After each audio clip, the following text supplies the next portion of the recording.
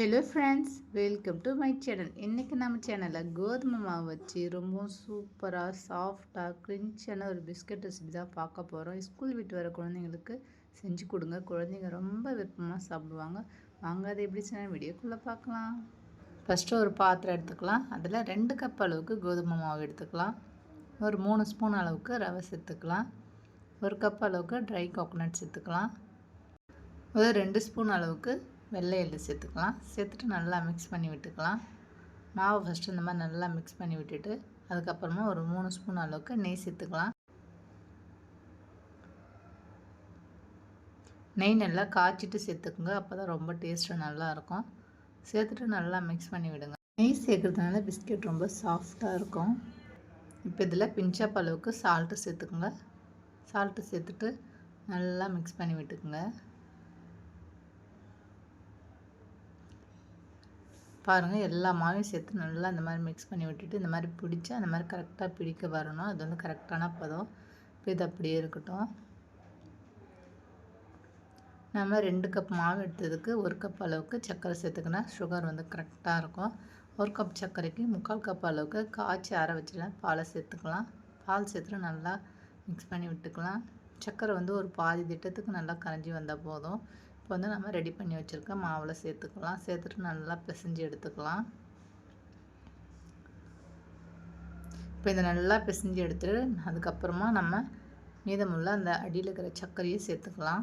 சேர்த்துட்டு நல்லா மிக்ஸ் பண்ணி விட்டுக்கலாம். அப்போ தான் சாப்பிட சொல்ல சர்க்கரை வந்து அங்கங்கே கிடைக்கும், நல்லாயிருக்கும். பாருங்கள், இந்த மாதிரி நல்லா பிசைஞ்சு எடுத்துக்கலாம். சாஃப்டாக பிசைஞ்சு எடுத்துக்கோங்க. இந்த மாதிரி நல்லா உருண்டை பிடிச்சிட்டு இதை ஒரு கத்தி வச்சு இந்த மாதிரி 2ஆக கட் பண்ணிக்கலாம். கட் பண்ணிவிட்டு ஒரு பாதி மட்டும் எடுத்துக்கலாம்.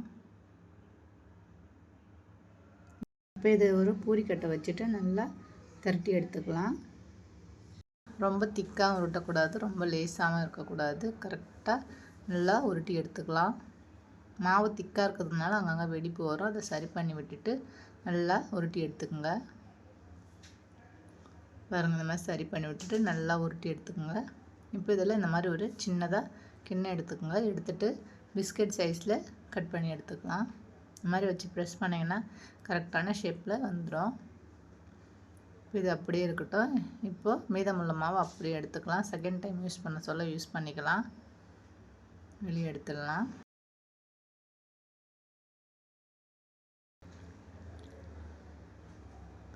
பாருங்கள், எவ்வளோ ஒரு சூப்பராக வந்திருக்குன்னு பிஸ்கட் சைஸில். இப்போ இதை திரும்பவும் இந்த மாதிரி கிண்ணம் வச்சுட்டு குட் டே பிஸ்கட் சைஸில் நம்ம இந்த மாதிரி டிசைன் பண்ணிக்கலாம். அவ்வளோதாங்க. பாருங்கள், எவ்வளோ சூப்பராக இருக்குது பாருங்கள். கடாயில் எண்ணெய் சேர்த்து வச்சுருக்கேன். இப்போ நம்ம ரெடி பண்ணி வச்சுருக்க பிஸ்கெட்டு எல்லாத்தையும் சேர்த்துக்கலாம். இன்னொன்றா சேர்த்துட்டு ஒரு நிமிஷத்துக்கு திருப்பி விட்டுக்குங்க. இல்லை ஒரு சைடு வந்து ஒரு சைடு வேகமாக இருக்கும், நல்லா திருப்பி விட்டுக்குங்க. 2 சைடு நல்லா. பாருங்கள், எவ்வளோ ஒரு சூப்பராக வந்திருக்குன்னு. நல்லா கலர் சேஞ்ச் ஆகிட்டு இதே மாதிரி எல்லா பிஸ்கெட்டையும் பொரித்து எடுத்துக்கலாம். பாருங்கள், எவ்வளோ சூப்பராக இருக்குங்க. இப்போ அப்படியே பிளேட்டுக்கு மாற்றிக்கலாம். இதே மாதிரி நீங்களும் செஞ்சு பாருங்கள். டேஸ்ட்டு ரொம்ப சூப்பராக இருக்கும். ஸ்கூல் விட்டு வர குழந்தைங்களுக்கு செஞ்சு கொடுங்க. ரொம்ப விருப்பமாக சாப்பிடுவாங்க. இந்த வீடியோ உங்களுக்கு பிடிச்சினா வீடியோவை ஷேர் பண்ணுங்கள், கமெண்ட் பண்ணுங்கள், சப்ஸ்கிரைப் பண்ணுங்கள். மறக்காமல் சேனலை சப்ஸ்கிரைப் பண்ணிவிடுங்க ஃப்ரெண்ட்ஸ். தேங்க்ஸ் ஃபார் வாட்சிங் ஃப்ரெண்ட்ஸ்.